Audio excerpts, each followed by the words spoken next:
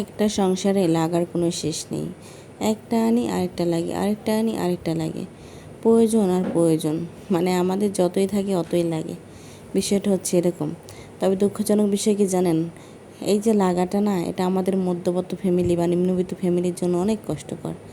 যাই হোক, বিসমিল্লাহির রহমানির রহিম। আসসালামু আলাইকুম। সবাই কেমন আছেন ভিউয়ার্স? আজকে আপনাদের জন্য নতুন একটি ভিডিও নিয়ে হাজির হয়ে গেলাম আমি, স্নেহার আম্মু। তো আজকে আপনাদের দেখাবো আমি বাজারে গেছিলাম, বাজার থেকে কি কি আনলাম। কারণ আমার সংসারে এ টু জেড সকল কাজ আমার একারই করতে হয়, করতে না চাইলেও করতে হয়, কারণ এরকম করার মতো আর তৃতীয়টা কেউ নেই। তো আমি সবসময় বাজার করি। তো আজকে কিছু মাছ নিয়ে আসলাম। মাছ জিনিসটা আমি সহজে কিনতে চাই না, খুব অ্যাভয়েড করে চলি। আর দেখা গেছে যদিও কিনি তাহলে আমি ইলিশ মাছ আর চিংড়ি মাছ, আমাদের বাসায় এই দুইটা মাছ আমরা সবচেয়ে বেশি খাই। আর আমরা মনে করেন অ্যালার্জি রোগে সবচেয়ে বেশি ভুগি, কারণ আমাদের সবারই অনেক অ্যালার্জি সমস্যা আছে। তো এই দুইটা মাছ খাওয়ার জন্য অ্যালার্জি কমেই না। আর এখন তো অ্যালার্জি প্রায় সব সবজি বলেন, মাছ বলেন, সব কিছুতেই আছে কম বেশি। তো যাই হোক, আমি সহজ রান্না করা সহজে, ধোয়া সহজে কাটার জন্য এই দুইটা মাছই বেশি কিনি, অন্যান্য মাছ একটু কম কিনি। আর পুকুরের মাছ আমরা বেশি একটা খাই না। একদম যে খাই না সেটা আমি বলবো না, আমার মা খায় না একদম, কিন্তু আমি খাই, সব কিছুই খাই আলহামদুলিল্লাহ, কিন্তু কম খাই।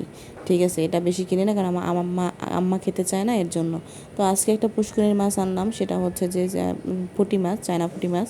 তো এটা আমার আম্মা খায়, এর জন্য আনছি, না হলে এটাও আনতাম না। তো মাঝে মাঝে কিনতে মন চায়, দেখি সবাই এইসব ধরনের মাছ কিনে, পাঙ্গাস, তেলাপিয়া, কিন্তু সবসময় আমি পারি না, কারণ আমার আম্মা খায় না, আনলে পর আমার একার খাওয়া লাগে, আমার মেয়েও পছন্দ করে না।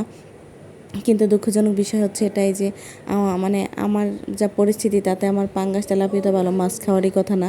তারপরে মনে করেন আমার ফ্যামিলি, আম্মা পছন্দ করেন, এর জন্য মনে করেন আনি না। দাম বেশি হলেও এই সব মাছই কেনার চেষ্টা করি।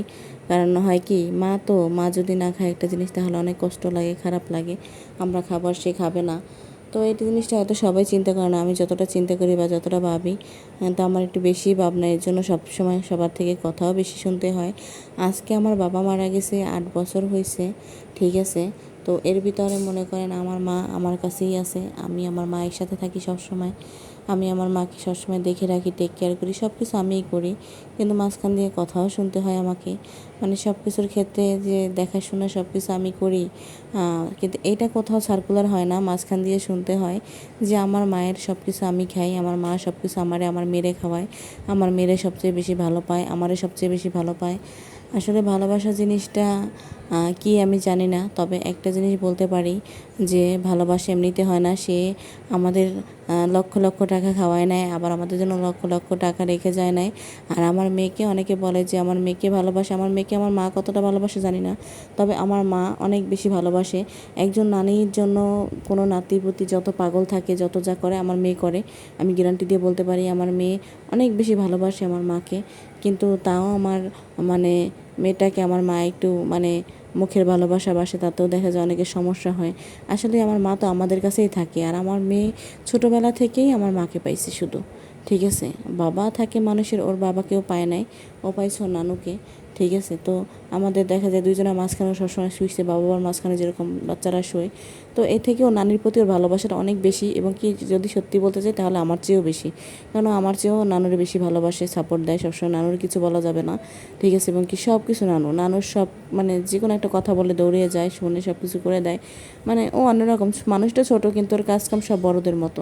তো যাই হোক, নিজের মেয়ের গল্প নিজে করতেছি না, আসলে মানুষ অনেক ধরনের অনেক কথা বলে, সেই জন্য কথাটা বলা যে ভালোবাসা এমনিতে আসে না, ভালোবাসার মতো কাজ করে বিদায় হয়তো বা ওর প্রতি টানটা কাজ করে, কিন্তু টান কাজ করে বিদায় তাদের জন্য হয়তো যা করছে আমার মা, ওর জন্য কিছুই করতে পারে না, কারণ আমার বাবা এখন বেঁচে নাই। হ্যাঁ, আর ওই সত্যি কথা বলতে, যদি তাদের বুঝ ব্যবস্থা থাকতো, তাহলে তারা এই ধরনের কথাগুলো বলতো না। কারণ তারা দেখা যায় মামা, নানা, খালা সবার আদর পাইছে, তারা সবার এ টু জেড। আর এই ছোট গ্রুপ, যারা ছোট বাহিনী দুই একটা আছে, 6-7 বছর বা 8 বছর বয়স, এরা কোনো আদর ভালোবাসা ওইভাবে বেশি একটা পায় নাই, কারণ নানা নাই, আর মামারা সবাই ফ্যামিলি বড় হয়ে গেছে, এখন আর আগের মতো কোনো কিছুই নাই, এর জন্য। কিন্তু তারপরেও তাদের শুকরিয়া নাই, তারপরেও তাদের কমপ্লেন যে আমাদের ভালোবাসে, আমাদের মেয়েকে ভালোবাসে, সব কিছুই আমাদের জন্য।